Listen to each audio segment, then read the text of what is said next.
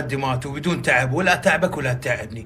النتيجة حتكون تحياتنا الكاظمية اللي انقفشت الكاظمية، فرأسا أخذ لساني. حتكون وحيجي وحنروح وسوالف على راس الجوات الكاظمية.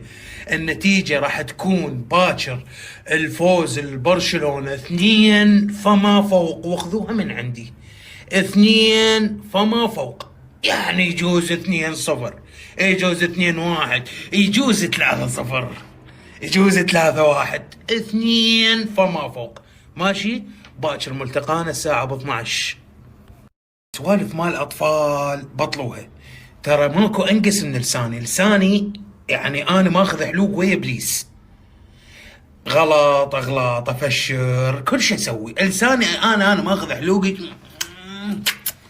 ويا إبليس. فما له داعي، يعني أنت قاعد أقول لك أنا توقعات، أنت تيجي تفشر وتغلط، ما له داعي، ما له داعي. هذا اني، انت انطي ارائك واني ارائي، فما له داعي تفشل واتيت وما ادري شنو. هاي انت تنشب، يعني ترى اي واحد يقدر يفشل. هاي سوالف مال الافشار وفشر عليك وتفشر. عفتها ايش وقت؟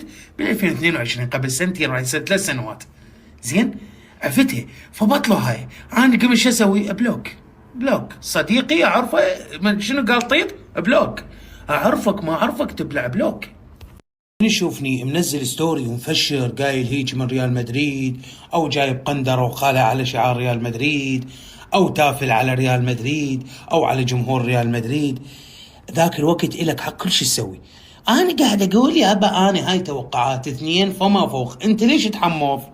انت ليش تخيس؟ انت ليش تعفن؟ انت ليش شو اسمه تقوم تقرفع؟ ليش تقوم تبوط؟ ليش اردفتهم؟ انا قلت هاي توقعاتي. انت منين ما كنت بعصت؟ ايش بيك؟ هاي يعني بعد اللعبه مباديه، بعدنا ما داق التشكيله ما شايفيها. ايش بيك؟ انت ليش مزعطه؟ لك ماكو هيك بشر، لك يكرم الله. لو لك ما اقدر اكمل انا، لان اذا اكمل الستوري صار دقيقه لازم افشر. فاني شو اقول؟ كل موضوع احكي عليه.